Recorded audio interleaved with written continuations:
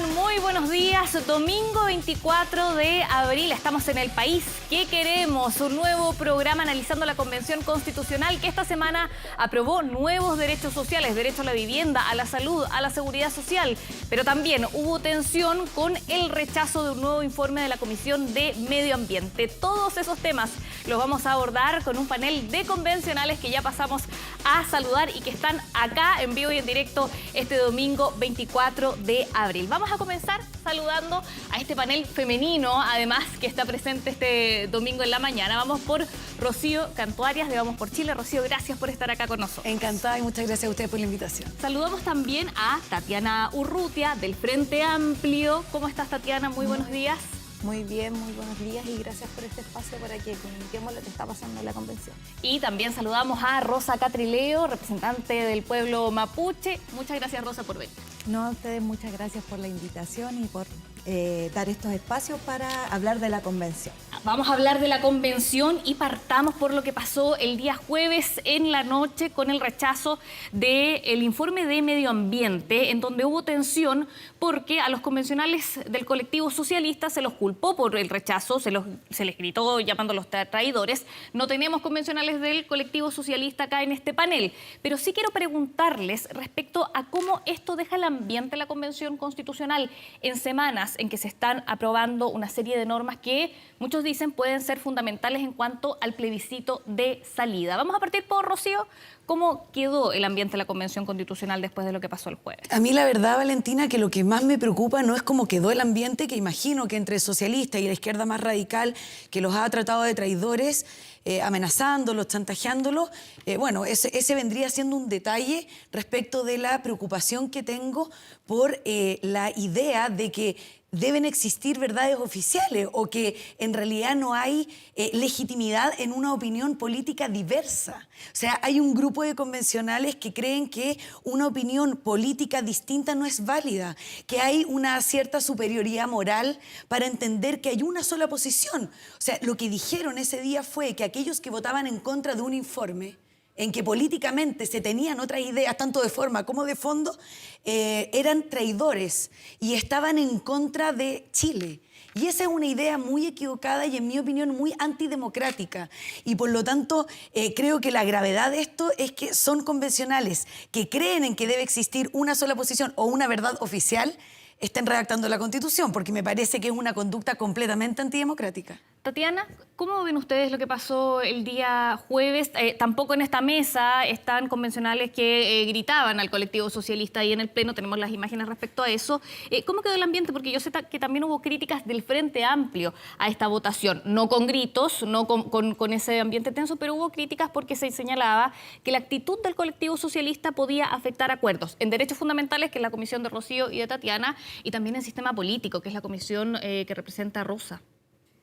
Bueno, nosotros habíamos definido que aprobamos el informe a pesar de tener diferencias, pero habían acuerdos en algunas de las normas y creíamos que la posibilidad de ver cada uno de los artículos en pleno era importante y no compartimos la estrategia con el rechazo de fondo.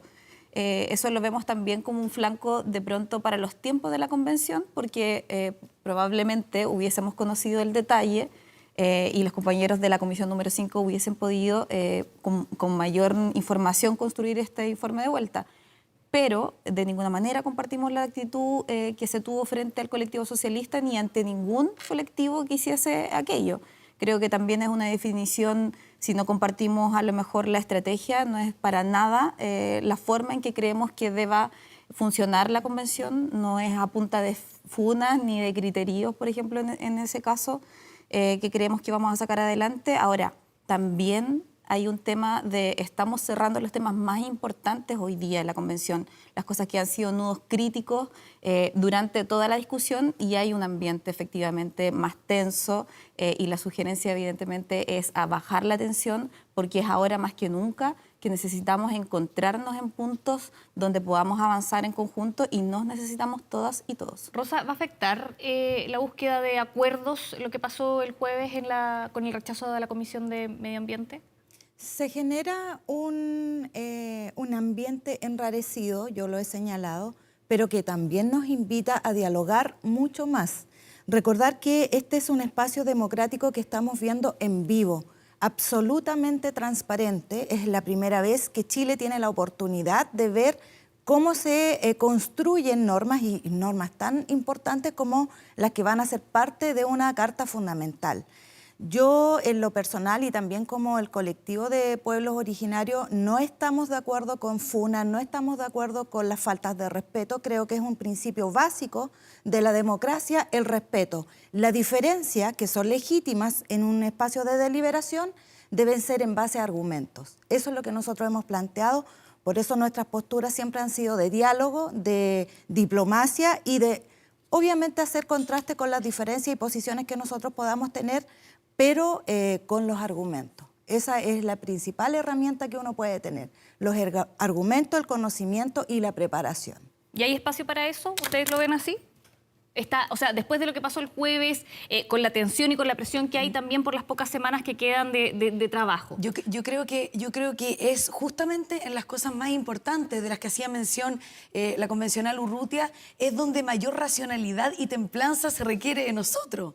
O sea, si estamos teniendo argumentos, como dice la convencional Catrileo, en normas de reglamento, bueno, no es tan importante como mantener la compostura y mantener las distintas posiciones políticas en los temas que de verdad a la gente le interesan. Así que eso es lo primero. Y lo segundo, yo no le veo ninguna posibilidad a que justo ahora cambie, sobre todo si el ambiente está peor entre las izquierdas. O sea, nosotros no lo hemos visto nunca en la Comisión de Derechos Fundamentales, en que se incorporó a través de una indicación amistosa, estoy dando un ejemplo, una norma de propiedad indígena que fueron a cocinar, a conversar al patio.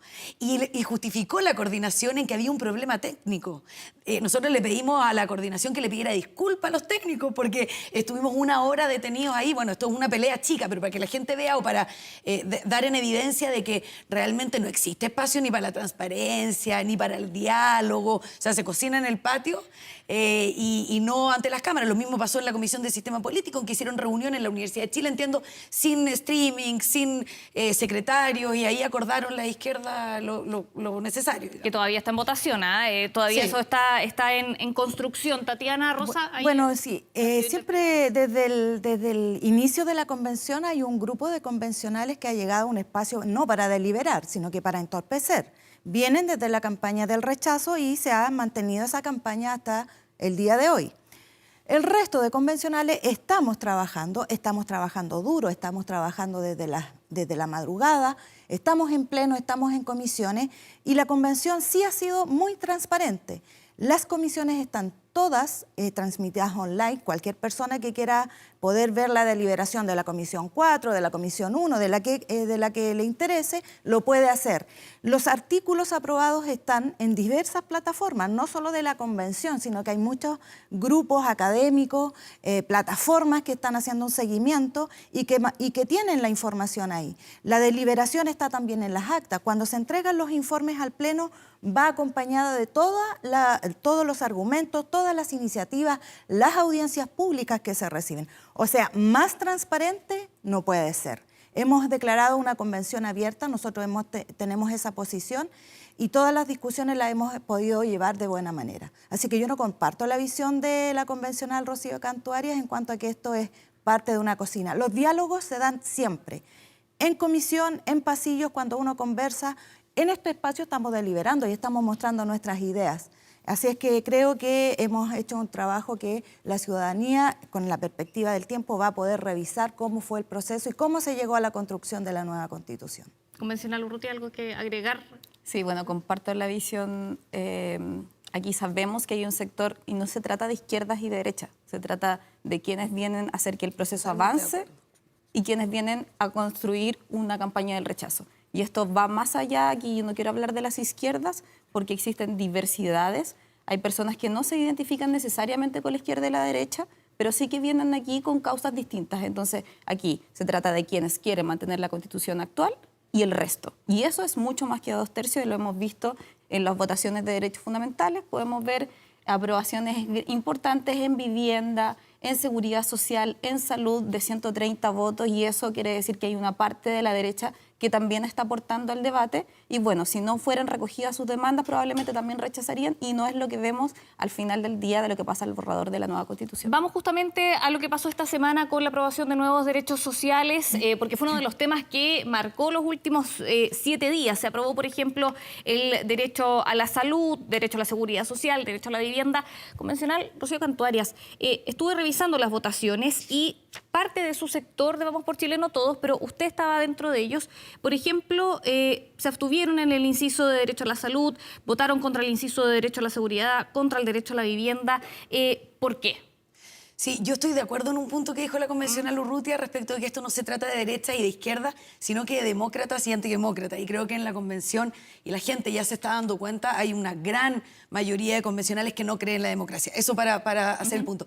Y respecto de los derechos sociales, sí, la verdad es que es muy lamentable comprobar con las aprobaciones hasta ahora, que son las que usted menciona, que se las arreglan para echar a perder y para lo que ya teníamos en derechos sociales, salvo vivienda, y para no entender y no conectarse con lo que realmente la gente quiere. O sea, quedaron, y eso responde la pregunta sobre por qué voté abstención o en contra en muchos de los derechos que usted menciona, que son con letra chica. Pero o sea, la salud es un sistema público. Su cotización del 7% ya no va a poder usted elegir y que vaya a un sistema privado. Ya no va a haber aspiración de quiero salir del sistema público porque funciona mucho peor que el sistema privado e ir a pagar un seguro. Eso se eliminó, eso ya está aprobado. O sea, la salud será pública y única, monopolio estatal. Lo mismo en seguridad social, lo mismo en vivienda. Fíjese que en vivienda, en que se asegura un derecho a la vivienda digna y adecuada, rechazaron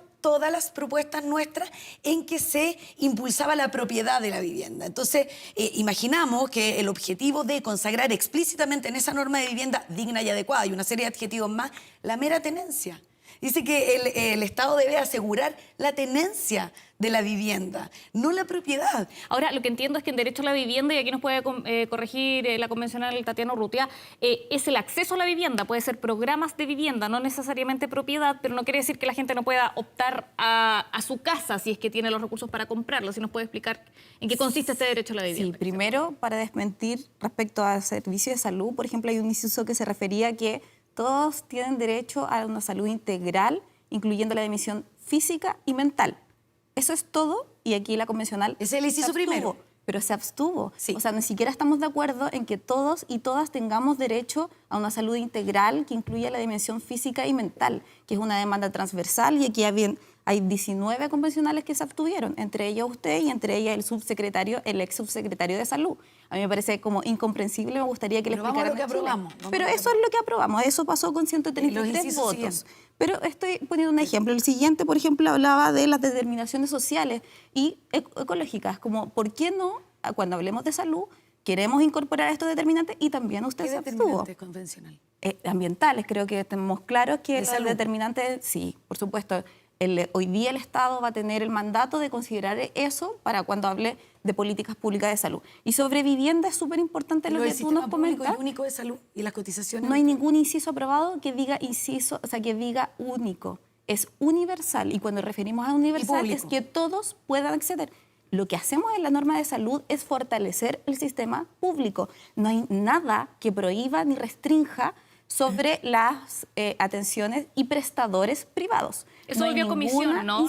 Los incisos que hablaban de... Volvieron, y tenemos que trabajarlos para delinear y terminar de cerrar. Centros privados y seguros privados, todo eso volvió a comisión. Volvió a comisión. Todo lo que tenga que ver con el lucro, los privados, los prestadores, lo que estamos hablando es del sistema. Y esto quiero dejarlo muy claro, porque cuando dicen que no hay diálogo, en cada una de las presentaciones de cada inciso hemos dado el detalle del contenido. Más allá de que estamos de acuerdo o no estemos de acuerdo con el sistema actual, hemos dicho todo esto. Entonces, cuando se viene a entrevistas y se niega y se repite una y otra vez que este es un sistema único, nadie ha aprobado en la comisión, no han salido de nuestra comisión algo que hable de sistemas únicos. Y para terminar, sobre vivienda, lo que hablamos cuando hablamos de vivienda digna y adecuada, y la adecuada no es un término populista, ni mucho menos como lo quería, son los estándares internacionales respecto a esto. Y lo que nosotros estamos diciendo con el derecho no es que el día 5 de septiembre, si se aprueba esta convención, que todos van a tener, el gobierno va a tener que entregarle vivienda a las personas, como es la caricatura que han intentado instalar, sino lo que estamos diciendo es que las políticas públicas, cuando tengan la consideración de las viviendas en la construcción, deban ser adecuadas con espacios, por ejemplo, con viviendas sociales que no puedan tener espacio de 30 metros cuadrados para 5 personas. Eso es lo que estamos hablando cuando hablamos de dignidad y de adecuado. Y respecto a la casa propia en particular, bueno, lo que estamos diciendo justamente aquí es que son definiciones estándares para construir esas políticas. No podemos hablar de propiedad cuando hay soluciones que están dando, por ejemplo, desde los municipios, son arrendamientos para que puedan arrendar soluciones habitacionales por mientras que se camina a viviendas propias. Entonces aquí no estamos hablando de la tenencia, para eso tenemos Dice otra. tenencia. Yo puedo basarme en lo que está aprobado, porque todos podemos tener interpretaciones distintas, pero la norma de vivienda dice que el Estado asegurará la mera tenencia, y lo dice expresamente, lo pueden buscar. Pero hay derecho a la Y propiedad, ¿no? se rechazaron todas las propuestas nuestras de propiedad de la vivienda. Y respecto de salud, la norma, no mi interpretación, dice expresamente que las cotizaciones de salud de todas las personas van a ir a un fondo común, público y administrado por el Estado. Lo pueden revisar. No es una interpretación mía, solo tendrán por Dice que está objeto... financiado por rentas nacionales, que cotización la del ley- empleador y de los trabajadores. Y esas ¿no? cotizaciones solo pueden ir a este organismo público que administrará la salud. No, Eso es lo que dice la norma es que el sistema, quiere decir los hospitales, los CEFAM y todo lo que es la atención donde van las personas, dice que van a ser financiados por rentas de la nación. Eso quiere decir que el país va a tener que invertir, pero lo que dice es que la ley podrá establecer, no dice que, las cotizaciones dice ¿dónde van que a la ir? ley podrá establecer cotizaciones solo con la finalidad de cumplir con la Sí, solidaridad. yo aquí le Entonces, recordaría eso dice. que la Constitución sienta principios para el legislador. No vamos a estar nosotros legislando al detalle de los sistemas ni de pensiones ni del sistema de salud. Son los principios que van a inspirar la nueva legislación que va a tener que dictarse y adecuarse a esto que estamos resolviendo con grandes acuerdos de 2/3.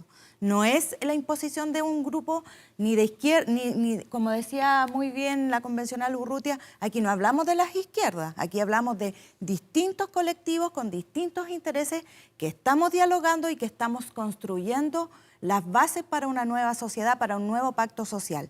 Cuando se habla de sistema integrado universal, integrado te da inmediatamente la interpretación de que existe lo privado, que se va a integrar. La pandemia ha sido solucionada o abordada desde el sistema público integrado con los privados. En ninguna parte, en ningún inciso, yo he leído que se prohíba el establecimiento de instituciones privadas que presten servicios de salud. No lo dice, no lo he leído, por lo tanto, cuando alguien menciona eso, es un error. Quiero creer que es un error y no que es una intención de desinformar. Yo lo tomo de buena fe y creo que hay una interpretación errónea. Y también recordar que las cartas fundamentales, las constituciones, incluso la actual, todavía hacemos revisión de las actas constitucionales para interpretar los artículos que se tienen. Entonces, cuando dicen no son precisas, bueno, todas las interpretaciones que tuvo la Constitución del 80, elaborada por expertos, ha tenido muchas, miles de interpretaciones. Esta Constitución va a ocurrir lo mismo. Este es un espacio de deliberación democrático que hay que valorar y que hay que cuidar, y que no solamente es importante para Chile, es importante para los ojos del mundo que nos están mirando. Este proceso es paritario, es con integración de pueblos originarios, con integración de independientes. O sea, lograr los 2/3 es muy complejo. Y cuando una norma es aprobada por ese quórum, significa que genera este consenso general.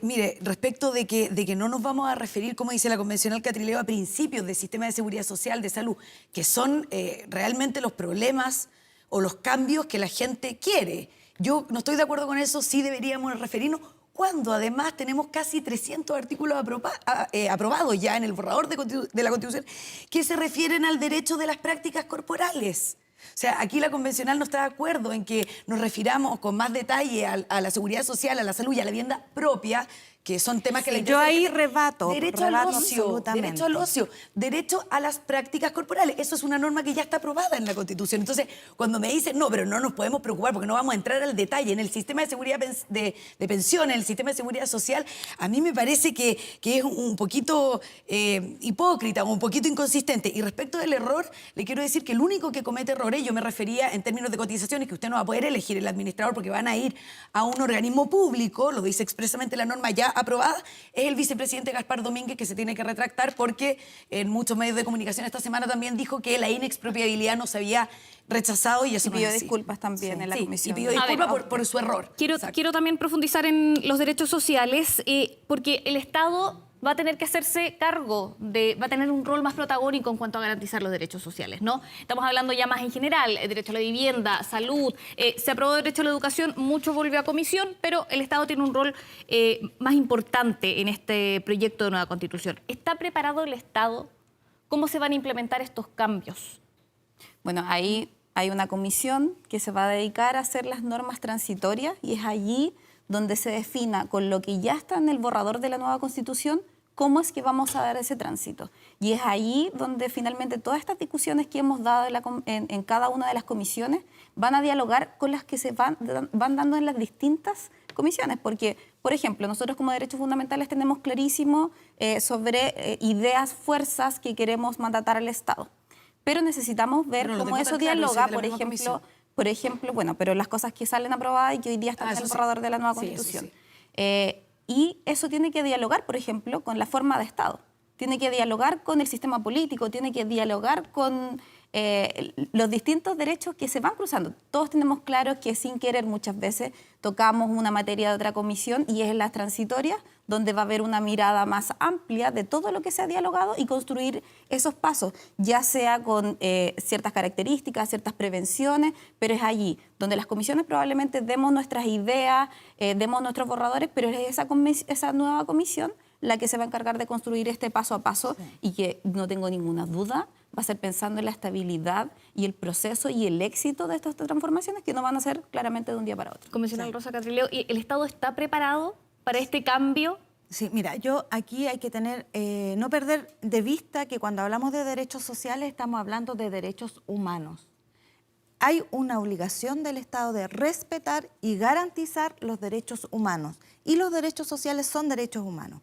Cuando el Estado no respeta y no garantiza la categoría de derechos humanos, surge responsabilidad, una responsabilidad del Estado. ¿Por qué? Porque se genera un incumplimiento de estas obligaciones, que no son obligaciones solamente respecto de la Constitución, son obligaciones internacionales, porque Chile ha suscrito varios tratados y convenios que dan cuenta de los derechos humanos. Ahora, respecto de cómo se prepara, efectivamente hay una comisión, que es la Comisión de Normas Transitorias, que son las que van a dar la pauta o la guía de cómo el Estado va a tener que ir adecuando su legislación, adecuando sus políticas para dar cumplimiento a estas obligaciones que nosotros estamos dejando en la nueva Constitución. Y ojo que el cumplimiento o la materialización de los derechos humanos es siempre progresiva. Significa que si estamos garantizando el derecho a la vivienda digna y adecuada, esto va a ser progresivo. No comparto que esta caricatura de que al otro día de aprobada la Constitución van a estar las 600.000 viviendas que faltan en Chile. No es así porque van a generarse las políticas para abordar esa escasez de viviendas de 600.000 que existe en la actualidad. Y respecto precisamente de la vivienda y un poquito retrocediendo, cuando alguien plantea que el derecho es el acceso a la vivienda propia, el acceso a la vivienda propia está hoy día. Está. Tienes que endeudarte 20, 30 años pagando dividendos de 300, 400, 500 mil pesos y eso es lo que buscamos garantizar, poder endeudarnos para llegar a una vivienda propia o que sea una política de Estado garantizar el derecho de las personas a tener una vivienda y un lugar donde vivir. Y esto lo digo yo de primera persona y de primera fuente. Yo no sé si alguien pudiera opinar cuando no ha utilizado, no ha vivido, ni ha disfrutado el tener una vivienda propia. Nosotros, como familia, mi abuelo, que era un hortelano, adquirió una vivienda de subsidio estatal de 30 metros cuadrados para una familia con 8 hijos, con 20 nietos. ¿Eso es digno? ¿Eso es adecuado? ¿30 metros cuadrados? no es adecuado. Y eso es lo que debe cambiar y eso es lo que nosotros estamos proponiendo a Chile, darle dignidad a las familias pobres. Convencional Rocío Cantuarias. Sí, a ver, yo creo que si el Estado estuviera preparado o si la solución mágica fuera consagrar estos derechos sociales en la Constitución, pucha que fuimos torpes. ¿Por qué no lo hicimos antes? ¿Por qué no lo hizo antes el Congreso si era tan mágica la solución? Pongamos ahí que tenemos vivienda digna y que vamos a tener una salud espectacular a pesar de que su cotización va a ser administrada solo por un organismo público y sería fantástico. Claramente el Estado no está preparado. Si aquí no le atribuyamos tanta ineficiencia o tanta mala intención a quienes han gobernado los últimos 50 años. Entonces, eso lo primero es un surrealismo, un microclima, me imagino que están ahí en la convención. Entonces, los últimos muy 30 metido, años gobernaron, porque 20 años y lo otro antes es que, había fíjese una que dictadura. en primer lugar, cuando empezamos este trabajo, la convención, no sé si usted se acuerda, pero no se preocupen chilenos, porque lo que salga de las comisiones todavía tiene que ser ratificado en el Pleno. Así que todos estos delirios que se están aprobando y que la gente se empezó a asustar, muestra de ello son las encuestas, ¿no es cierto? Hoy día salió una de Pulso Ciudadano en que el 86% de las personas quiere la propiedad de los ahorros, así que invitamos a las convencionales que lo vuelvan a pensar y aprueben alguna de nuestras propuestas que consagra la prohibición del Estado de expropiar estos ahorros. Primero era la comisión, entonces tranquilo, ya viene el Pleno. Después del Pleno, que somos los mismos convencionales y las mismas ideas, se aprobaban. Tranquilos, chilenos. Sí, esto es delirante, pero no tanto, y tenemos que esperar a la Comisión de Armonización, ¿se acuerdan? Entonces, armonización que no tiene ni una facultad más que ordenar y corregir temas gramaticales y esos detalles. Entonces, armonización va a arreglarnos estas normas aprobadas tan malas, con letra chica, que no protegen en realidad ni garantizan ni un derecho social. Y ahora inventaron una comisión nueva, la Comisión de Disposiciones Transitorias, en que, en mi opinión, es una verdadera trampa, no va a solucionar nada y esto es como una bomba de tiempo. O sea, las normas son tan malas que lo que pretendemos con la Comisión de Disposiciones Transitorias es como alargar la mecha. Ahora, y tengan tiempo para arrancar, pero la bomba va a explotar igual. O sea, ahora tenían que existir normas transitorias en la nueva Constitución, porque tiene que haber un momento que para sí. implementar Por los supuesto cambios. que sí. Es normal, la Sí, Constitución del 80 las tuvo. Sí, pero yo me refiero a la creación o constitución de esta comisión, que no existía hasta ahora, esta idea se le ocurrió, y además a justificar las malas normas aprobadas que no van a mejorar la calidad de vida de los chilenos, al revés, se van a empeorar, sobre todo en derechos sociales, y darle como justificación que, tranquilos, esperen, porque en disposiciones transitorias todo va a estar bien. Eso yo no lo creo. Bueno, todas las constituciones tienen normas transitorias, o sea, todas. Para llegar a construir Nadie las ha dicho normas que no, ¿eh? transitorias tiene que haber una comisión, tiene que haber un grupo, y eso va a ser resuelto no por la comisión, va a ser resuelto por el pleno de la convención, como es el caso de todos los artículos que se han Y de hecho, aprobado por cada comisión, porque cada comisión va a formular sus transitorias y las va a despachar a esta comisión de transitorias y después lo vota el Pleno. Ese es el proceso, ¿no? Cada comisión se encarga de su propuesta, de sus transitorias. Sí. Porque este es un sistema integral, la Constitución es algo sistémico, por eso tiene que ser resuelto por el Pleno. Ahora, hablando de las transitorias, quiero que aclaremos algo que ha sido tema, está presente en el debate, la inexpropiabilidad de los fondos de pensiones. ¿Por qué lo relacionamos con las transitorias? Porque el vicepresidente Gaspar Domínguez esta semana dijo que quizás podía ser una materia de normas transitorias la inexpropiabilidad de los fondos. ¿Qué pasa con este tema? ¿Hay espacio para seguir el debate en cuanto a la inexpropiabilidad de los fondos? Nosotros entendemos que es una indicación justamente de la convencional Rocío Cantuarias que se rechazó, pero convencionales del sector de centro-izquierda señalan que esto no quiere decir que se vayan a expropiar los fondos de pensiones con la nueva Constitución. Quiero abrir el debate respecto a ese tema. ¿Qué pasa con la inexpropiabilidad de fondos que finalmente también se ha tomado parte del debate de estos últimos días? Bueno, primero, aquí nadie, nunca, ni quienes llegamos a la convención, ni el gobierno, ni ninguna norma ha propuesto siquiera la expropiabilidad de los ahorros. Eso para dejarlo claro, porque esto es una bomba de humo del sector, de los representantes de la campaña del rechazo, básicamente. Es lo que han hecho constantemente, han ingresado indicaciones cuando estamos hablando de propiedad en términos generales, han ingresado, también. Seguridad social también. Pero lo han ingresado en normas que no tienen nada que ver deliberadamente para sacar fotos y poner en sus redes sociales que, bueno, estamos rechazando una y otra vez. Entonces, esa es una trampa que es clara, que la hemos visto una y otra vez constantemente. Hemos dicho que este tipo de normas no existen en ninguna otra parte del mundo. El derecho a porque tampoco. No tiene y el que derecho ver, a las prácticas porque corporales no tiene tampoco. que Hemos ver, sido bien porque innovadores. el derecho a las prácticas corporales que usted dice está incorporado en un derecho al deporte que efectivamente es un derecho nuevo. En ninguna y es constitución del mundo. Por eso, pero es un derecho al deporte con una función social, por cierto. Pero lo que estamos diciendo es, aquí no se ha debatido y nadie ha propuesto que los fondos de pensiones son expropiables. Aquí también se confunden y tratamos de decir, hablar de la campaña del terror, que ya sabemos respecto a la propiedad, que es el ícono que han tomado los representantes del rechazo de la convención, tratar de confundir a la ciudadanía, tratar de mezclar. Usted acaba de decir que en el sistema de pensiones, o sea, que en el sistema de salud la administración va a ser pública. Sí. Eso es una norma que tiene que ver con el sistema de seguridad social. Entonces, cuando empezamos a confundir, le vamos a echar azúcar a la ensalada y sal al postre, lo que terminamos haciendo es decir, claro, vamos a tener un postre salado y esto es la estrategia. Pero hay espacio ahora, para que esto se siga debatiendo. Respecto al debate, las normas se devolvieron algunas de ellas. Sí. Y hay temas aún que están abiertos. Y en la comisión vamos a volver a discutir considerando además el ambiente político, y es un tema que hoy día hemos considerado que sí. Convencional Urrutia, sus argumentos de que yo soy de la campaña del rechazo, ya, bueno, son débiles, pero ok, porque estamos hablando de pensiones. Lo concreto es que se ha rechazado en más de 10 oportunidades una norma, y más de una en realidad, pero que tienen que ver con pensiones, pero una norma muy simple, que dice, el Estado no podrá, en caso alguno, expropiar, confiscar y nacionalizar los ahorros de los chilenos.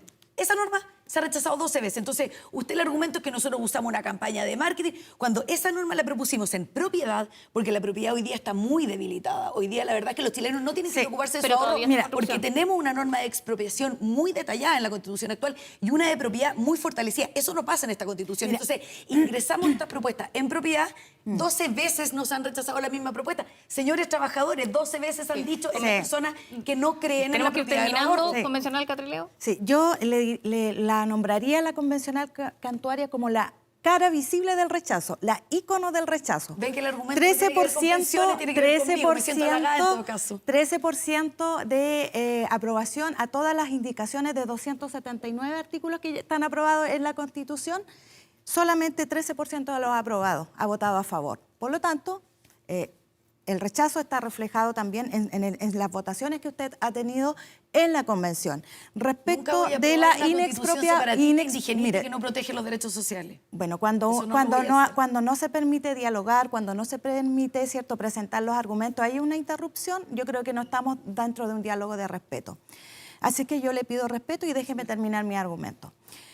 Respecto de la inexpropiabilidad, la actual Constitución no hay ninguna norma, ningún artículo que siquiera se refiera a la inexpropiabilidad de los fondos de pensiones. No existe y los fondos no han sido expropiados. ¿Por qué no lo aprueban, convencional Cachileo? Eso es todo. ¿Por qué no han sido expropiados? Porque no tiene sentido. ¿Cómo van a expropiarme mis ahorros? Que yo no sé si usted tiene ahorro en el fondo de pensiones. Yo tengo, por ejemplo, si tengo 25 millones de pesos ahorrados y me los van a expropiar, ¿cuánto me van a tener que pagar? Los 25 millones que me expropiaron no tiene absolutamente ningún sentido. Que tenemos hoy día, no las que van a quedar en la Constitución. Por eso, ojalá otra vez, así la regla, si es que la expropiación queda bien protegida en esta Carta Fundamental, hoy día tenemos una norma de expropiación muy débil. Pero que eso no está tiene todavía nada en que debate en la comisión. Por Se supuesto. devolvió el inciso de expropiación y el derecho a propiedad. Está en proceso de construcción, estamos dialogando y todo eso. Convencionales, tenemos que terminar en función de los tiempos, pero los quiero invitar a 30 segundos para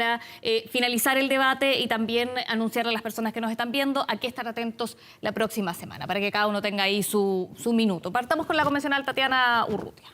Bueno, primero a informarse porque efectivamente estamos aprobando normas que van en la mejoría de las demandas sociales, las demandas populares, las demandas, y con esto populares nos referimos a las demandas ampliamente requeridas por la población en Chile.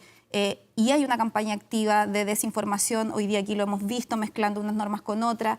La invitación es a confiar en que la votación que ganó y que nos tiene hoy dentro de la comisión, no hay norma alguna que, por ejemplo, refiera a que usted ya no va a poder atenderse en el servicio privado. Todo eso no son más que el intento de permanecer con la Constitución que tenemos hoy día. Y la invitación es a escucharnos, la invitación a las convencionales dentro es a que por fin, a lo mejor en esta última etapa, más allá de lo orgullosa que se pueda sentir de la campaña del rechazo, es que podamos dar los debates dentro de la comisión respecto a los temas tan importantes que quedan, como es educación, como es cerrar las normas de salud, como es cerrar las normas de seguridad social, y decir que además estamos confiando mucho en los discursos, o sea, en las discusiones democráticas del futuro. Como bien decía Rosa, aquí estamos debatiendo márgenes donde se van a poder mover los legisladores, pero aquí la pega de la implementación y sobre las nuevas leyes las van a tener que hacer vía democrática. Sí, yo aquí veo cierta ansiedad con la campaña del plebiscito de salida. Tal vez fue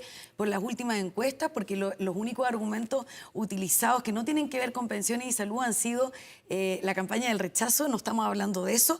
Y quiero agregar que en materia de pensiones yo estoy muy preocupada. Yo invito con mucha humildad y con mucha seriedad a los convencionales Catrileo y Urrutia y al resto, digamos, de los convencionales que han rechazado una y otra vez la propiedad de los ahorros de pensiones, a hacerlo, porque los chilenos están preocupados. Y por último, usar argumentos más de la contingencia, pero la propia ministra Siches ha dicho que no hay propiedad de los ahorros si es que queremos convertir en reparto, que es lo que quieren, lo han dicho en la Convención Constitucional, y la ministra Jara ha dicho expresamente que el principio de solidaridad que está consagrado en la norma de seguridad social, se refiere o tiene por objetivo el reparto intergeneracional. Entonces, nosotros estamos muy preocupados, vamos a volver una y otra vez a insistir en nuestras propuestas que consagren, que protejan la propiedad de los ahorros y que al Estado le prohíban la expropiación, nacionalización y confiscación de su plata. Convencional Rosa Catrileo. Sí, yo todavía no pierdo la fe, a lo mejor soy muy ingenua, pero invito también a todos aquellos sectores que están votando y encuentran todo malo. Si alguien aprueba el 13% de los incisos aprobados por más de 2/3, y sigo invitando para que se sumen al diálogo democrático. Tengo la esperanza de que todavía quieran aportar a Chile con iniciativas, con artículos que busquen solucionar los problemas que nos dio cuenta el estallido social. Yo destaco esta semana las normas anticorrupción que fueron aprobadas en sistema político, las normas de integración regional que fueron también aprobadas en sistema político, los derechos sociales, por supuesto, y la próxima semana, sobre todo en la comisión en la que estoy yo, vamos a tener ciertas noticias respecto del nuevo sistema político, cómo se está fortaleciendo, cómo se está materializando el Estado regional, por una parte, pero también la distribución y la descentralización del poder. Esos son los debates que nosotros estamos dando y que los invito a toda la ciudadanía a seguir, a informarse por los canales oficiales y no por las voces del rechazo. ¿Va a tener más atribuciones la Cámara de las Regiones, aprovechando su presencia acá y que mañana tienen que presentar ese nuevo acuerdo? Sí, yo he sido transparente desde el primer momento y estoy por darle más atribuciones porque creo que contribuye a la descentralización del poder. Y ojalá tengamos su compromiso para votar a favor de la expropiación de los ahorros previsionales. Bueno, cuando no hay respeto en los argumentos, cuando no se escuchan los argumentos, sucede que se rechaza todo. Así que yo... Solo Dos segundos, estamos ahí ya. Es que la convencional acaba de dar en el clavo, la convencional Cantuarias. Ella lo que quiere impedir es un sistema de reparto. La y nosotros, pero ahorros. ustedes han dicho, y lo acaba de decir, lo que quieren impedir, y eso es lo que molesta. Queremos lo único que estamos hablando es de dejar al debate democrático del legislador cuál va a ser el sistema. Nosotros no se ha propuesto expropiar. No se ha propuesto expropiar los ahorros de los trabajadores. Bien, un debate que va a seguir en la Convención Constitucional, lo dijo también la misma convencional Tatiana Urrutia. Obviamente estos temas hay que ir aclarándolos. Son las 11 de la mañana con 38 minutos. El país que queremos continúa con Nicolás Vial, que tiene panel, conversación, revisión de las normas que ya están en el borrador. Yo les agradezco acá a las tres convencionales, Rocío Cantuarias, Tatiana Urrutia y Rosa Catrileo, que han estado con nosotros conversando sobre todos los temas de la Convención Constitucional. Muchas gracias.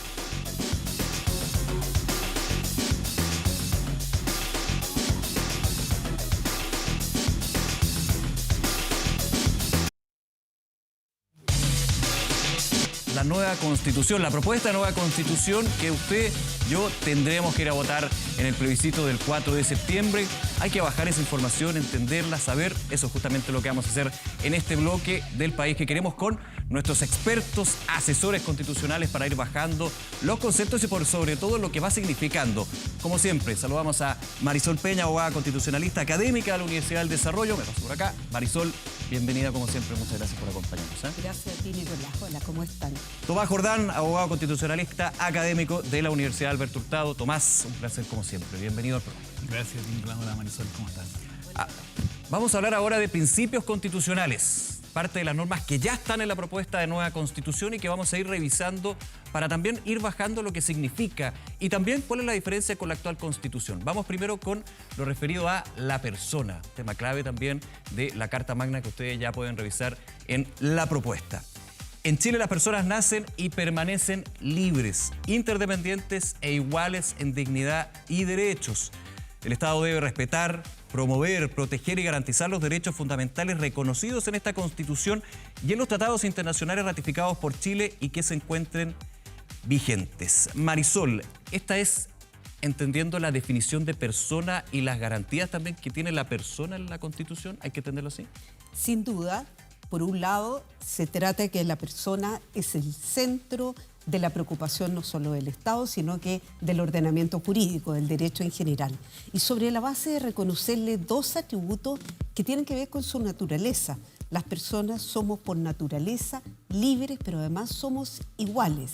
Iguales en dignidad, podemos tener diferencias físicas, diferencias de preparación, lamentablemente oportunidades también, pero también somos iguales en derechos.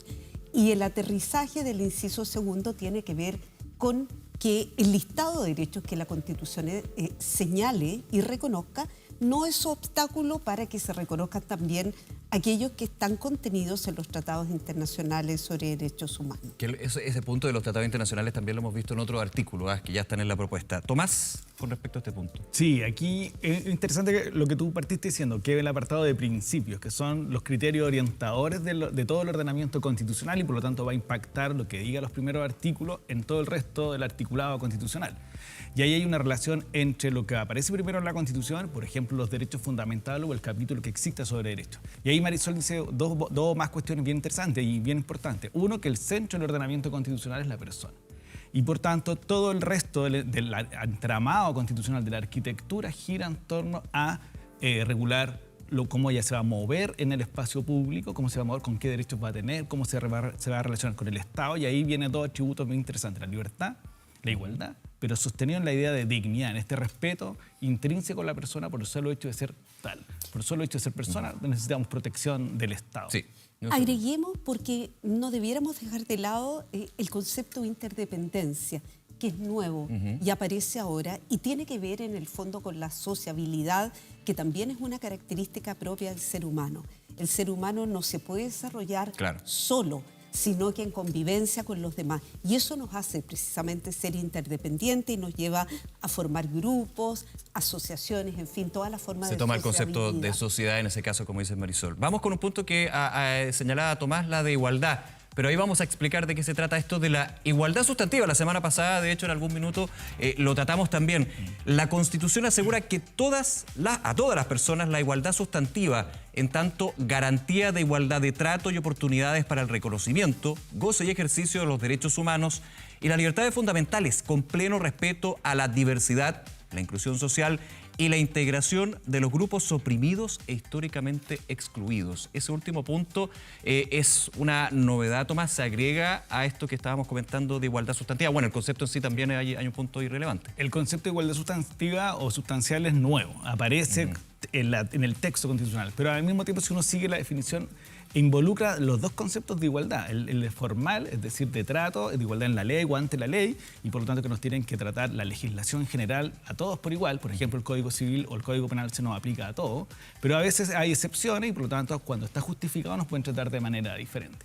Y al mismo tiempo, la idea de igualdad sustancial se refiere a que hay un punto de llegada en la vida de las personas y que el Estado se hace cargo de ir tratando de corregir esas desigualdades que tenemos, removiendo los obstáculos, y la parte final va ligado a eso, remover los obstáculos para que tratemos de ser cada vez más igual, por decirlo de alguna manera, reconociendo nuestra diferencia, reconociendo que buscamos la libertad al mismo tiempo, pero esa relación entre igualdad formal de trato y esta igualdad sustancial, que somos todos intrínsecamente iguales, es la que trata de reflejar ese punto. De hecho, en el segundo párrafo, Marisol habla de la igualdad sustantiva de género. Aquí también hay un tema con respecto a lo que decía Tomás, ¿no? Sí, la verdad que es interesante, tal vez lo hemos dicho en algún otro programa, la igualdad de género no significa simplemente la igualdad entre hombres y mujeres. El concepto de género es mucho más amplio hoy día y tiene que ver con el tema de las identidades. No olvidemos que la Constitución está haciendo referencia a la propuesta de nueva Constitución a diversas formas de manifestación de las identidades humanas y habla de las diversidades, por ejemplo, sexogenérica y otros conceptos. La disidencia sexogenérica. Así es. Así es. Y ahí se liga, es bien interesante porque se liga a la idea de diversidad o pluralidad. La igualdad, no obstante, tratar de tratarnos igual, de que se nos apliquen las mismas normas, nos reconoce esa diferencia y por lo tanto reconoce la idea de diversidad en la sociedad. Vamos a ver otro punto, otro principio constitucional que está contenido en la actual Constitución, pero aquí también lo está, pero de una manera distinta. Vamos a ver, familias, cómo se va a establecer ahí en el principio constitucional. El Estado reconoce y protege a las familias en sus diversas formas, expresiones y modos de vida. Ojo, no restringiéndose a vínculos exclusivamente filiativos y consanguíneos. El Estado debe garantizar a las familias una vida digna, procurando que los trabajos de cuidados no representen una desventaja para quienes los ejercen. Me quedo con este punto, no restringiéndose a vínculos exclusivamente filiativos y consanguíneos, Marisol. Bueno, yo creo que esto es bien interesante porque actualmente el Código Civil, a propósito de un derecho que es el derecho de uso y habitación, reconoce como parte de la familia incluso a las personas que viven en el hogar, aquellas personas que nos cuidan, que nos atienden, que nos auxilian con las labores domésticas. Entonces, pareciera que este nuevo concepto de familia más amplio en la propuesta de nueva Constitución se alinea mejor con un concepto de familia extendida y además en sus diversas formas, porque hemos visto todo un avance legislativo en el último tiempo que tiende a reconocer no solamente el concepto de familia tradicional basado en el vínculo que se produce afectivo entre hombre y mujer. Claro, Entonces, por ejemplo, ahora considerando lo que es la ley de matrimonio... el acuerdo de unión civil y... también el matrimonio entre del mismo personas del mismo sexo. Claro, esto estaría incorporado ya y... No sé si el concepto, Tomás, es actualizando o aterrizando la realidad de lo que es la familia en Chile. Sí. Es importante esto porque la Constitución uno la puede ver como algo no bien estructurado, digamos, pero como que escrito en piedra, pero aquí también se van modificando y se van aterrizando lo que son realidades y que tiene que abordar. Sí, y ahí nos muestra una cosa muy interesante, cómo los cambios culturales van antes muchas veces que el derecho. A veces nosotros los abogados creemos que con una norma se van a cambiar conductas, que puede ser. Pero también el derecho muchas veces va atrás de los cambios que pasan en la sociedad. Y en este Eso es lo ideal, de hecho. Sí, es lo ideal. Entonces, ¿qué ha venido ocurriendo en los últimos años o décadas? Que hay distintas formas de familia, distintas formas en que las personas expresan su afecto. Y algunas son más formales, otras informales, y por lo tanto todo eso se ha ido decantando en los últimos tiempos y esto lleva a que el constituyente, los convencionales digan esta idea de familia, en realidad, esta multiplicidad de formas de asociarse afectivamente, las vamos a reconocer en el texto. Entendiendo que el actual concepto de familia en la Constitución vigente es limitado, digamos, a esto que estamos conversando, ¿no? Y un poco como explicaba Marisol. Lo que pasa es que ahí yo creo que se produjo... No sé si limitado al concepto, pero sí restringido. Que tiene bordes, márgenes. Inicialmente se refería a un tipo de familia, la familia tradicional. Y por eso es que la sociedad empezó a abrirse de otra manera y el concepto se tuvo que ir ajustando, pero al final se fueron desencontrando, por decirlo de alguna manera, y de ahí que el constituyente decide mejor abrir el concepto para recoger todos estos cambios. Pero tal vez es importante aclarar porque tenemos el deber de informar lo que existe realmente. Lo que dice la Constitución actualmente es que la familia es el núcleo fundamental de la sociedad. Se queda en eso. No habla de la familia conformada por hombre y mujer a través del matrimonio. Lo que pasa es que siempre se miró a la intención del constituyente, a quienes escribieron la Constitución que está actualmente vigente, que esa era la idea que tenían en mente. Pero la Constitución se escribió en los años 70 y como dice Tomás, las sociedades van evolucionando. Claro, y es decir, la familia es el núcleo de la sociedad, se queda más bien y puede tener esta, no sé si interpretación, pero sí apertura, pero aquí queda bastante más clara, digamos. De hecho, no podría probablemente haber pasado ninguna legislación que reconociera el acuerdo de unión civil o de parejas del mismo sexo bajo la Constitución actual si no se hubiera producido ya una interpretación amplia de la actual norma. Buen punto. Sí, y hay un punto interesante porque justo me acordé que hace años atrás la discusión sobre una inaplicabilidad o una inconstitucionalidad que se trató de hacer del 102 del Código Civil, que se regulaba la definición de matrimonio, se empató, me acuerdo, en el tribunal, no hubo mayoría para ningún lado. Justamente por esto. Justamente porque estaban en pleno proceso de cambio cultural. ¿Y qué dijimos? Que el legislador... Bueno, Marisol porque era sí, yo era parte del...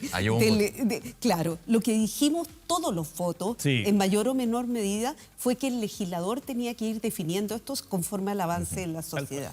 Vamos a otro artículo, principios constitucionales que están en la propuesta de nueva Constitución, y este referido al plurilingüismo. Chile, dice, es un estado plurilingüe. Su idioma oficial es el castellano y los idiomas de los pueblos indígenas serán oficiales en sus territorios y en zonas de alta densidad poblacional de cada pueblo indígena.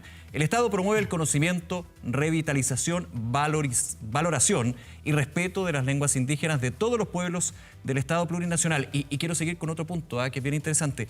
El Estado reconoce la lengua de señas chilena como lengua natural y oficial de las personas sordas, así como sus derechos lingüísticos en todos los ámbitos de la vida social. Marisol. Yo diría que esto tiene que ver con dos cosas. Primero, lo hemos dicho varias veces aquí en nuestro programa, tiene que ver con la definición ya adoptada de que Chile es un Estado plurinacional.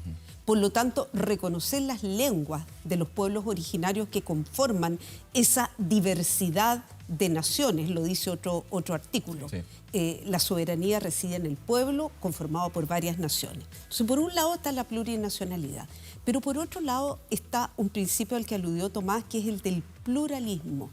Y el pluralismo hoy día en las sociedades complejas, modernas, supone reconocer que hay distintas manifestaciones culturales y obviamente distintas formas de comunicarse.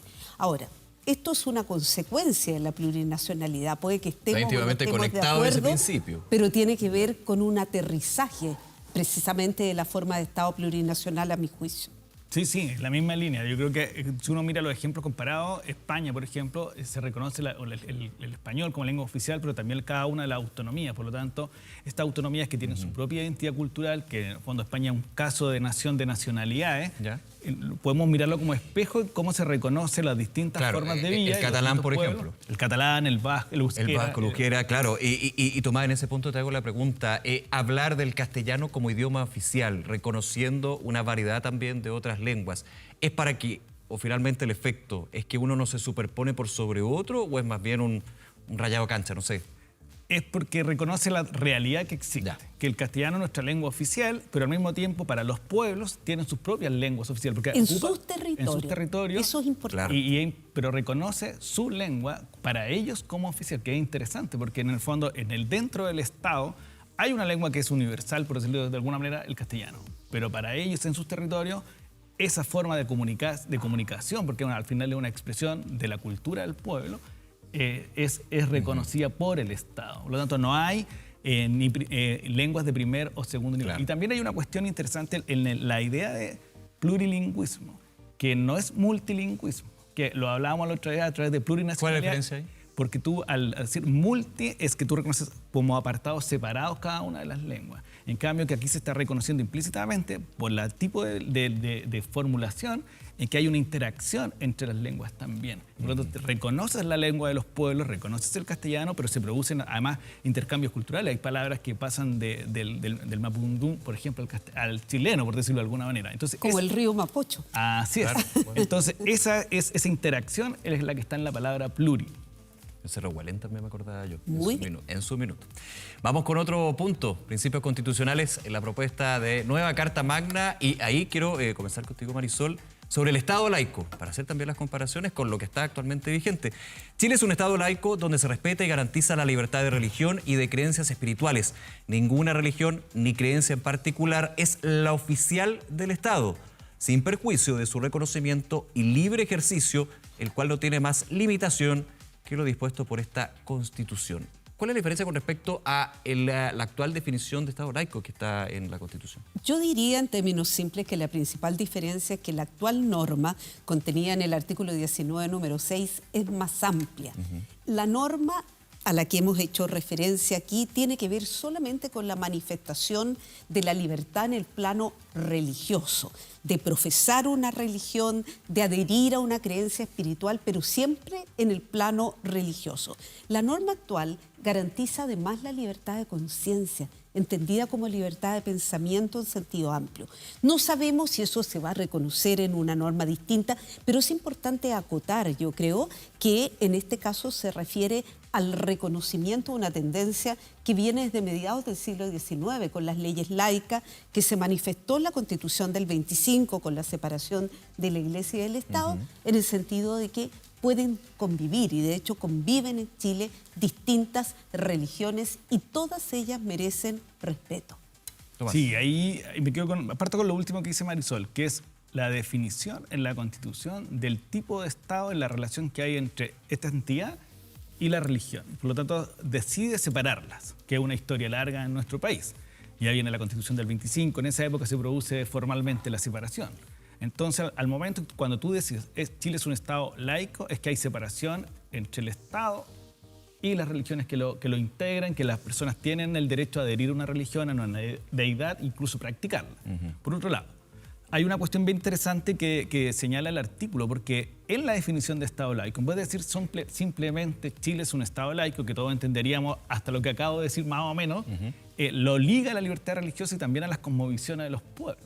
Por lo tanto, nos lleva a otra derivada de esa definición, que es cómo se va a producir la relación entre lo laico y las religiones, la libertad religiosa y las cosmovisiones. Y las cosmovisiones estarían en las creencias espirituales. Claro, entonces, a mi juicio nos está mostrando que hay una interacción entre ellas. ¿Por qué lo digo? Porque hay dos corrientes en el Estado laico, las que tienden a separar completamente la religión y las cosmovisiones o las creencias espirituales del espacio público, y por lo tanto radicalmente son separadas, son líneas que no se pueden cruzar, y la espiritualidad va en el espacio privado. Y hay otra que tiende a mirarlas como que cooperan, interactúan, ya sea, una cosa es que tú tengas el derecho a estar en tu espacio privado en el ámbito religioso, y otra cosa es que también puedas profesar públicamente, si tú lo deseas, esa espiritualidad. Y al ligar la definición está vinculándolo, por lo tanto, a mi juicio está adhiriendo a esta segunda idea, que permite la conciliación entre la separación de Iglesia y Estado, pero al mismo tiempo que convivan perfecto. en el ordenamiento jurídico, por decirlo así. Vamos a seguir conversando, Marisol, Tomás, en el próximo bloque, pero quiero recordarles, como siempre, que toda la información, todo lo que estamos conversando, está en la aplicación El Camino de las Propuestas Constitucionales. Ahí en el QR ustedes pueden revisar cómo están las propuestas, los artículos, de qué se trata, cuál es el estado de avance, han vuelto a las comisiones, están ya en la propuesta de nueva Constitución. Eso y mucho más en esta aplicación y también en todo lo que entrega 24horas.cl en su sección especial de la Convención Constitucional. Pausa, regresamos, seguimos conversando aquí en El País que Queremos.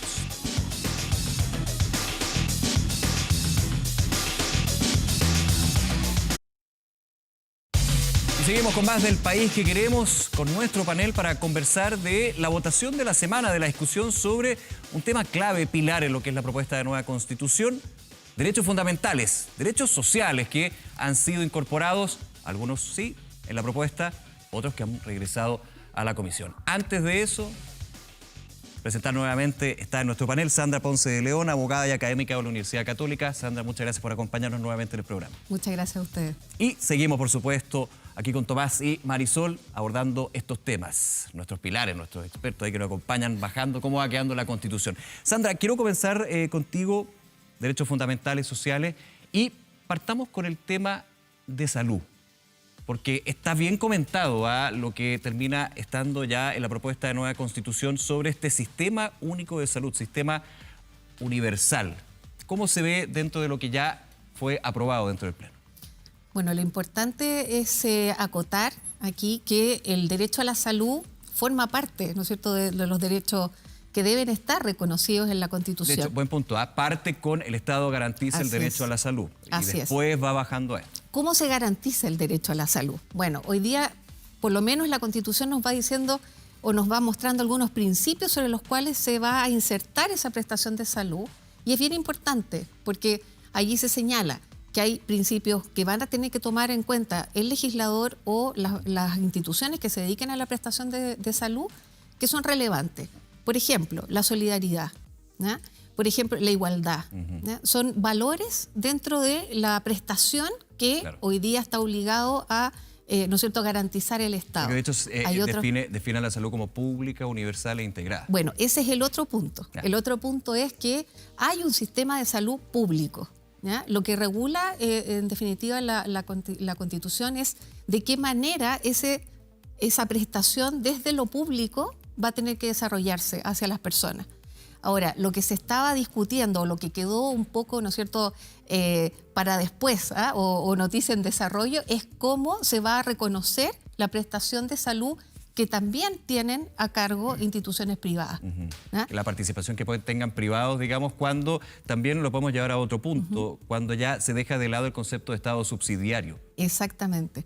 Ahora, porque los privados acá no es que salgan, ¿no es cierto?, del sistema, porque obviamente nosotros hoy día tenemos una participación privada muy importante en lo que es la recuperación de la salud, la rehabilitación, y por lo tanto también se le tiene que garantizar a esos privados, ¿no es cierto?, de qué manera van a ser reconocidos sus derechos e incluso cómo se va a hacer o a quién le va a corresponder la fiscalización, por ejemplo, en la parte orgánica, por ejemplo, ¿no?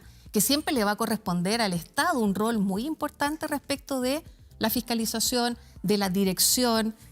Ahora, el tema de la integración, que eso es algo bien relevante y yo creo que es novedoso, que lo pueda reconocer la Constitución. Es decir, cuando una institución privada, ¿no es cierto?, presta una atención y eso está involucrándose en esa prestación fondos públicos, se dice que tiene que regularse o prestarse de la misma manera que lo habría hecho el sector público.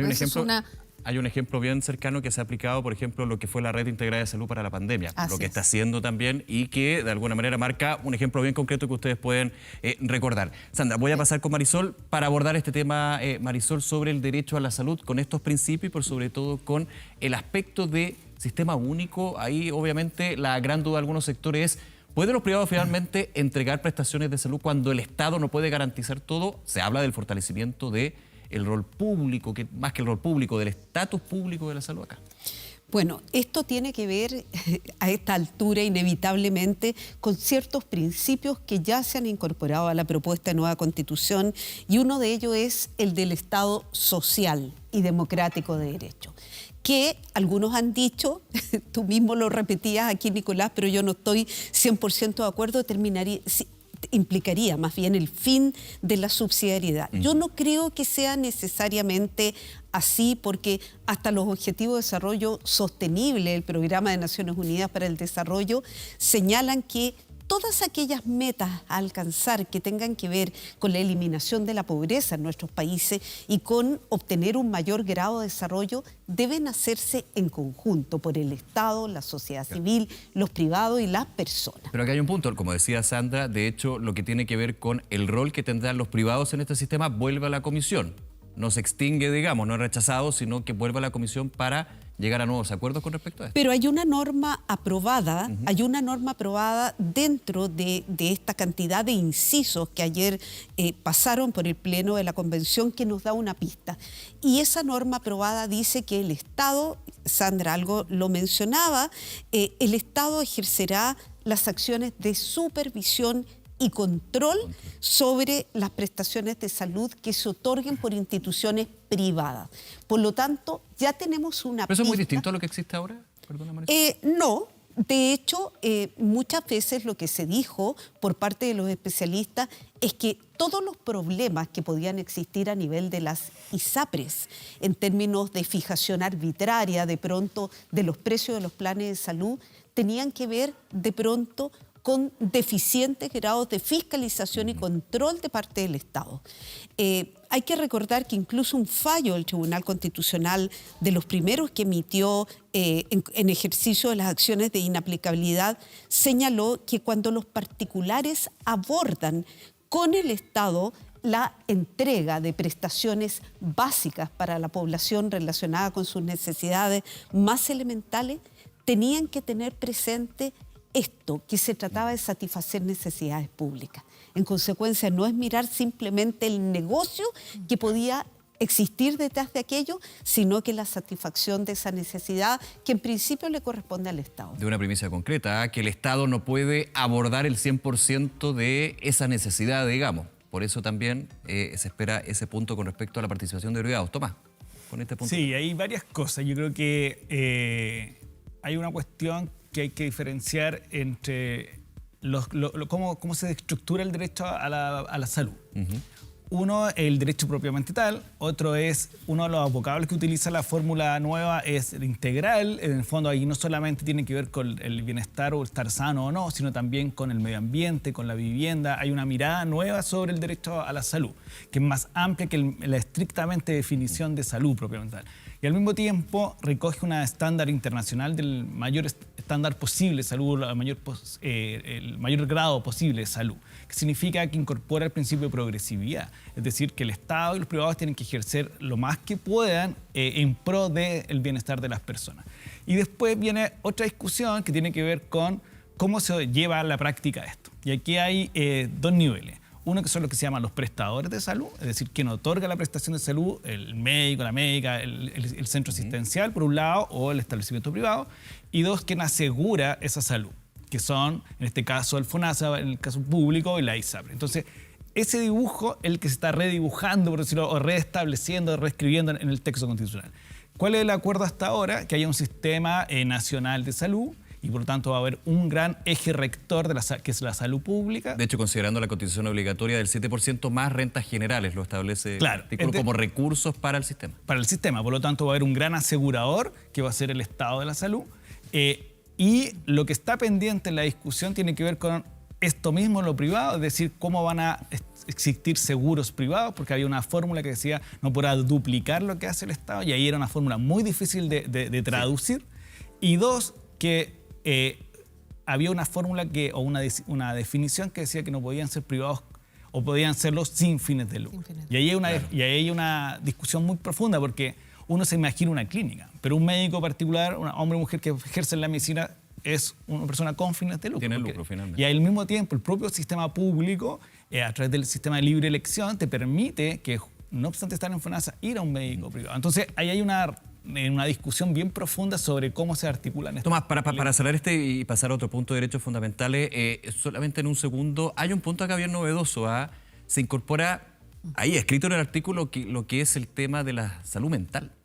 Sí, que es Sí. El Estado tiene que garantizar finalmente y velar por la salud mental, por la buena salud mental. Finalmente. Sí, yo creo que ahí hay una apertura muy pertinente de una realidad que está un poco oculta hace unos tiempos sobre la discusión pública de salud mental y las decisiones del Estado respecto a ella. Entonces ahora se incorpora a nivel constitucional, por lo tanto es un mandato a la política pública, al legislador, que trate el tema como parte de esta integralidad de la salud. Y ahí un solo segundo, que tiene que ver con la discusión inicial que me quedó pendiente de la idea de Estado social. Ya. Que, por lo tanto, este deber preferente del Estado de hacerse cargo en la corrección de las desigualdades. Esa es la gran clave del modelo. Y ahí hay una palabra que decía Sandra, que es la solidaridad. Por lo tanto, un criterio de solidaridad, un principio de solidaridad, va a ser bien rector de lo que viene en los próximos años en la discusión legislativa y política pública. Hay otros derechos fundamentales o sociales que también han estado incorporados en esta propuesta, el derecho a la vivienda digna, también el de la educación, con libertad de enseñanza, que vuelva a la comisión. Pero me quiero quedar los minutos que nos quedan, Sandra, con seguridad social. Lo hemos abordado, creo que toda la semana nos aparece. Es nuestro tema más recurrente. Es nuestro tema más recurrente, seguridad social, el sistema previsional, el sistema de seguridad social. A grandes rasgos, ¿cómo va quedando con lo que ya se ha propuesto y que está en lo que sería esta nueva constitución que vamos a votar en el plebiscito? Bueno, también hay avances, igual que en el caso del derecho a la salud, en el establecimiento de principios. ¿Ya? Principios que van a ser los pilares, los fundamentales, ¿no es cierto?, para el desarrollo de este derecho, ¿no es cierto?, y la protección o garantía. Y también ahí vemos al Estado con un rol bastante importante, ¿ya?, de tener un sistema público, ¿no es cierto?, de ¿no es cierto?, seguridad social que se ocupe, incluso va diciéndole al legislador, le va indicando que se tiene que ocupar de todas las carencias en distintos niveles de la vida, digamos, de una persona, inclusive el tema del reconocimiento y protección especial que se da al trabajo doméstico. Sí, también y de incorporado. cuidado. Entonces, Hay aquí yo creo que un avance en eso de la progresividad, ¿no es cierto?, que tiene que tener el derecho social para ser real. Como decía Marisol siempre, bueno, bajemos esto a lo que es la vida real de las personas y yo creo que ahí hay una muestra muy importante y por eso positiva, yo también la veo de esa perspectiva, que le vaya indicando el constituyente al legislador y después al Estado a través de las políticas públicas, ¿no es cierto?, dónde tiene que poner el énfasis. Entonces, y acá, ¿cuál es la hoja de ruta o el norte, finalmente? Yo creo que eso es muy positivo dentro de lo que es la regulación. No creo que se haya extralimitado, así lo pienso yo, en palabras allí, el tema, porque hoy día era bastante escueto lo que se dice respecto del derecho a la seguridad social. Hoy día se está avanzando precisamente en esos temas de mínimos comunes o básicos que efectivamente las personas estaban buscando. Yo creo que eso Sandra, es bien siguiendo relevante. esa línea, finalmente deja al legislador, en este caso a un gobierno, el gobierno, en base a esa estructura o esos pilares, digamos, de seguridad social, presentar una reforma previsional o seguridad social, como se quiera decir, digamos. Puede ser una para ir creando esta casa. Exacto, eso claro. hay que entenderlo así. Puede ser eso, pero también pueden ser mandatos a otros operadores del derecho. Yo estoy pensando, por ejemplo, se me ocurre hoy día, ahora, el tema de la maternidad. Dice que tiene que asegurarse, ¿no es cierto?, en ese sistema la protección a la maternidad. Y hoy día tenemos normas sobre protección a la maternidad en el Código del Trabajo, en el Estatuto Administrativo, en el caso, ¿no es cierto?, de los funcionarios públicos. Se ha ido avanzando en alguna jurisprudencia. Entonces, uno dice, bueno, eso también es un mandato hacia el juez, de cómo va a aplicar luego, ¿no es cierto?, la protección con esa mirada de que la seguridad social, ¿no es cierto?, tiene que ser, ¿no es cierto?, protectora, no solamente en lo económico, porque uno siempre piensa en la cotización, en la jubilación. Piensa inmediatamente en la jubilación. Exacto. Y es más que eso. Y es mucho más que eso, es atender algunas carencias cuando uno no está con trabajo, por ejemplo. Entonces, la seguridad social es un tema mucho más amplio y yo creo que queda muy bien definido esa amplitud en la carta, digamos, que se está proponiendo. Marisol, ¿queda muy bien definido tu juicio? Lo que pasa es que a mí personalmente lo que me preocupa es lo que está detrás de todos los derechos sociales. Y es que las constituciones efectivamente pueden garantizar principios que efectivamente están muy bien detallados actualmente. Estaba, por ejemplo, el principio de la uniformidad de las prestaciones, aquí se vuelve a repetir, pero de ahí a que pueda entenderse por la señora, el señor que nos está escuchando hoy día, que esto le va a mejorar automáticamente su pensión de vejez, eso no es así. Eso no es así porque va a depender, como todos los derechos sociales, de la capacidad de las arcas fiscales. Y por eso me alegra mucho que Tomás haya puesto hace un momento atrás, a propósito del derecho a la salud, algo que está en el Pacto de Derechos Económicos, Sociales y Culturales. Y es que se puede avanzar en la aplicación de estos derechos en la medida de lo posible, porque siempre deben ser... Con una cuota de realismo. Siempre deben ser compatibles, además, con el principio de responsabilidad fiscal. Sí, claro. Y eso está recogido, además, en la propuesta de nueva progresividad y constitución. responsabilidad fiscal. Eso es muy Efectivamente. importante. Y dice, el Estado, incluso a propósito de la persona, el Estado debe avanzar en darle a la persona un grado de satisfacción lo más íntegro posible de sus derechos, pero en forma compatible con la responsabilidad fiscal. Y quisiera, quisiera terminar diciendo que a mí me parece que el inciso final de la norma que fue aprobada ayer establece las bases para volver a un sistema de reparto. O sea, a mí me parece que al hablar de un fondo común de responsabilidad del Estado, más allá del tema de solidaridad, yo creo que el proyecto de nueva Constitución que se nos está proponiendo viene con una idea de maniobra que es avanzar hacia un sistema de reparto, una torta en común que esté integrada por las cotizaciones obligatorias y que en consecuencia haga desaparecer o atenuar el sistema de ahorro voluntario que hoy día también compone el sistema previsional en lo privado. Que nos quedan unos minutos ahí para cerrar la idea y también esta conversación con Tomás. Sí, yo creo que hay varias cuestiones que todavía no están definidas. Están definidos los principios, los elementos rectores y falta por acotar dos cuestiones. Yo creo que una es cuáles son los elementos para visualizar el sistema de pensiones futuro. que si va a ser solo de reparto o va a ser mixto, y eso yo creo que todavía es parte de la discusión de la Constitución. Y por lo tanto la clave va a estar en cuál va a ser la habilitación que el texto constitucional va a mandatar. Es decir, podría tomar una decisión de decir, va a tomar una decisión de política pública, por decirlo así.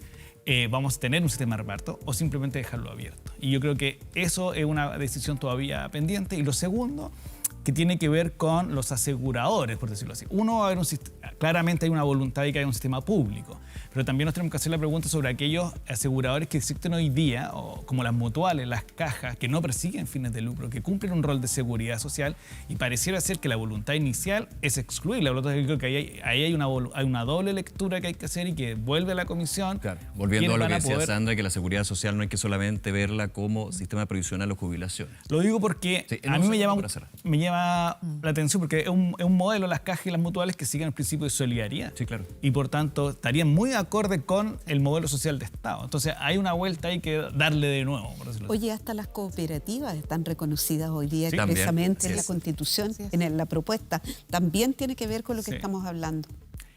Sandra, muchísimas gracias por acompañarnos. Tomás, Marisol, como siempre, agradecidos. Se nos acaba el tiempo, nos quedan muchísimos temas.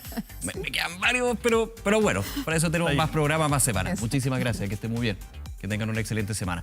Y a ustedes, muchísimas gracias por acompañarnos. Y quiero recordarles que en 24horas.cl pueden revisar el camino de las propuestas constitucionales, en qué está, de qué se trata, cuáles han sido también las votaciones, cómo está siguiendo este proceso constituyente, esta propuesta de nueva constitución a la cual tendremos que ir a votar el plebiscito del 4 de septiembre. Yo me despido, muchísimas gracias por acompañarnos. Aquí ya terminamos con El País que Queremos. Que tengan una excelente semana. Nos vemos, chao.